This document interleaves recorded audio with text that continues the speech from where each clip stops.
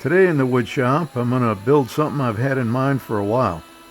It's a very simple project with no complex joinery, and I'm using some cedar I have that came off my sawmill a while back.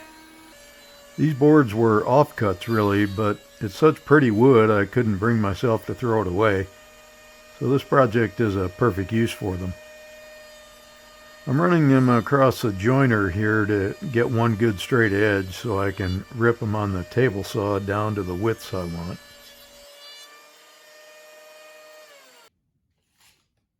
I look each one over to see what parts of the boards I want to use. The first one here I'll rip down and get one part of it down to the width I want to use.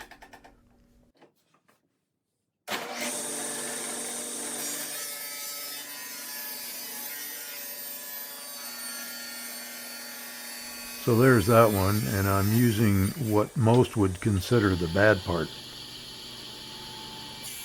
The other one is wide enough I'll be able to rip it in half and get two usable boards out of that one. Then it's on to the planer because, like I said, these came off the sawmill, so they're rough sawn on each side, and I want them nice and smooth, so the planer cleans them up nicely.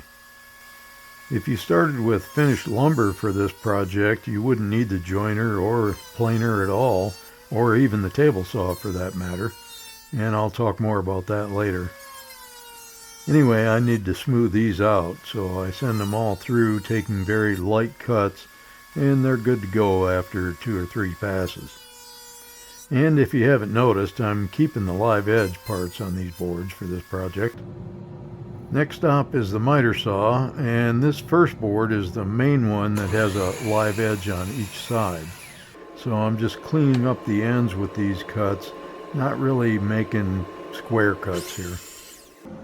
The smaller boards get the same treatment, but since they have straight edges, they'll get square cuts to clean up those ends. And the first board I cut to a length I think will be good. Then take it over and kind of put it on the main upright to kind of give it the eye and see what it looks like. This project is mostly just on the fly, so I'm not really going by any measurements. As a matter of fact, I didn't have any measurements in mind at all when I started. I just picked out the main board for the upright, and that kind of dictated what size the other boards need to be. So the second one here, I just sort of look at where I want it and look at what I think will be the best part of the board that I want to use.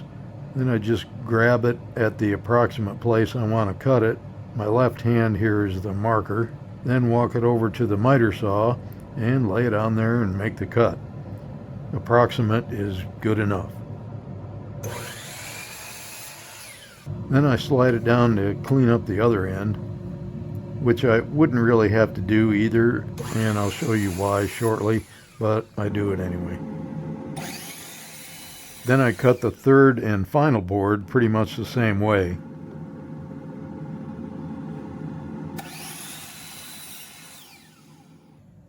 Fumble fingers.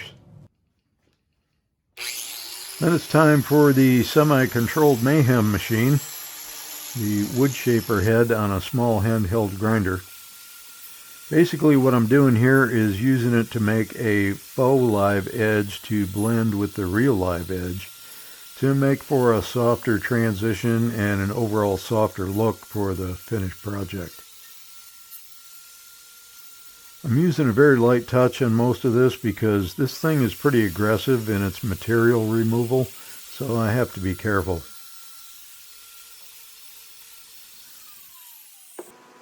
I clamped this one in facing the camera this time, so you can actually see what I'm doing. If I do this YouTube thing long enough, I may actually get the hang of it. The last board didn't have much live edge on it at all, so I kind of contour that one a little more, and you see why I really didn't need to make those clean cuts on the ends of those boards, since I'm kind of randomly rounding them over anyway. Either way works though.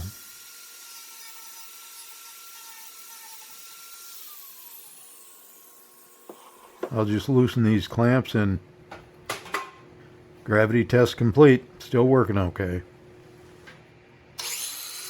Then I take the wood eater to the ends of the main board, and this is to blend the live edge look onto the ends, which will make it look a little more natural, I guess you'd say. More like a piece of weathered driftwood, which will fit the vibe of this project. And then it's on to sanding, and there was a lot of it to clean up all the irregular edges. A lot more than you would think, because it was a lot more than I thought for this small project. And no, I'm not wearing a dust mask because the shop vac hooked up to the sander does surprisingly well at dust collection. Plus I've got the end window open and a big fan blowing toward the open door at the other end of the shop. And there was a lot more hand sanding than I thought, and that's slow, so basically I spend a good portion of the afternoon sanding. 80 grit, 120, and then 240. Anyway, we're not going to watch all that. So after making a sizable dent in my sandpaper supply, it's time for some assembly. Basically, I'm just holding the board on there to what I think looks good, then rolling it down and marking at the approximate center of the main board and a matching mark on the small board to drill for a screw. Then I drill a pilot hole in the edge of the small board and a through hole in the upright. Then I change over to a countersink bit to put a countersink on the back of the upright. I have to drill from the front first to locate the hole, or else I could drill the through hole and the countersink at the same time. Anyway, that lets me put a 1.5 inch screw in just far enough so it sticks out the front a little to locate in the hole of the other board so I can finish driving in the screw. And if you haven't figured it out yet, this is a curio shelf, I guess you'd call it, or a knick-knack shelf, or actually 3 shelves on this little unit. So with the first one on there, I can kind of position the other 2 shelves, and I finally break out the tape measure here to get the other 2 sort of equally spaced out and about the same amount of upright showing on each end. I ended up with those about 8 inches apart or so, inside to inside. I did the same routine on the other 2 boards, eyeing up the lay of the board left and right, and then marking and drilling.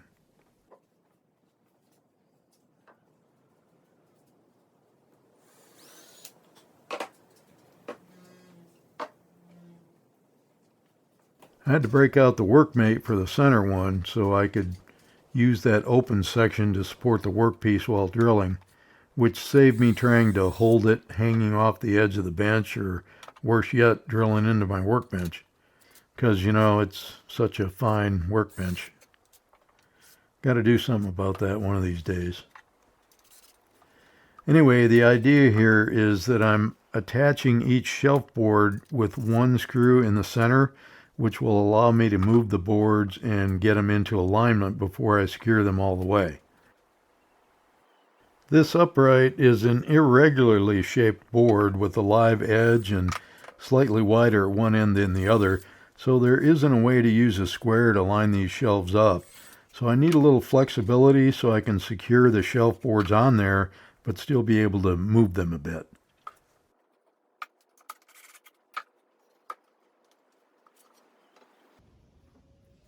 So there's the basic look. The best way I could think of to line these shelves up was to clamp it to the door at eye level. I added a second clamp to make sure to hold it securely, and then get a good sense of the upright looking right by eye, and then using a level to make all the shelves straight and parallel with each other.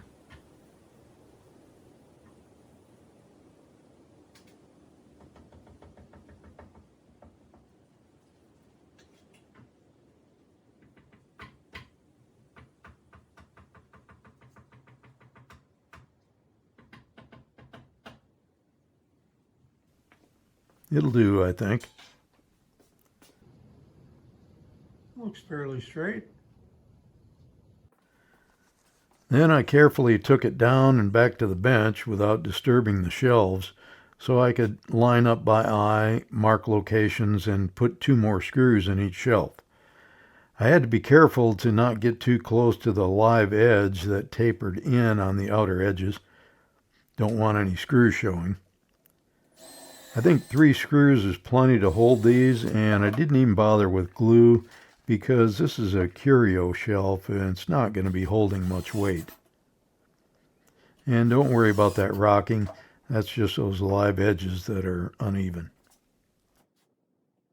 You could make one of these with regular lumber, either box store pine or whatever hardwood or exotic that strikes your fancy. Say a 1x6 for the upright and 1x4s for the shelves. You could even use 2x lumber if you wanted a beefier look, and you could even use a power shaper or hand wood shaper to give them a faux live edge look. I had the real live edge boards, and that's the look I wanted, so that's the route I took.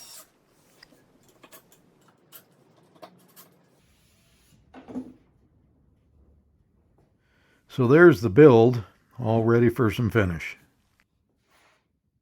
So it's the next day, and we had a bit of a cold snap, but we're going to try and put some finish on this thing anyway. I'm going to use some clear polyurethane Minwax, water-based, so hopefully it won't get the blotchiness that I got on the cedar trivet with the oil that I used on that. Made the lighter parts kind of blotchy. Hopefully this water-based polyurethane won't do that.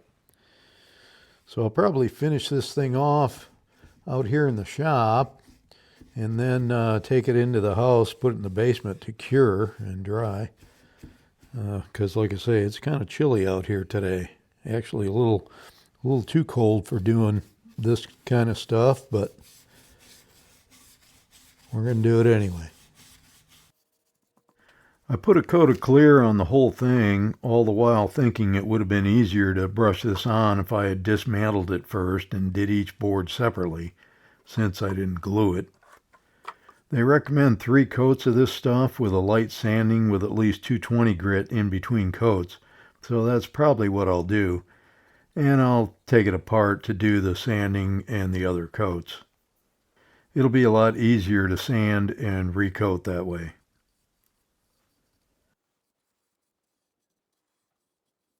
If you look close, you can see that even this did cause a little blotchiness on that sapwood. So maybe I should have tried a sanding sealer first, but it is what it is now. It's not as bad as the oil finish, and I think it's okay. I put 2 coats of poly on it, but I'm not sure I like that finish. I put a simple keyhole hanger on the back of it and just hung it on the wall like a picture. And here's what it looks like hanging on my bedroom wall with some knickknacks on it. You might recognize those wood toys. Not sure I want to keep it there though, because it doesn't look bad in the office either. Might even look better on that white wall. And it's hanging right next to another project I did a while back, if you saw that video.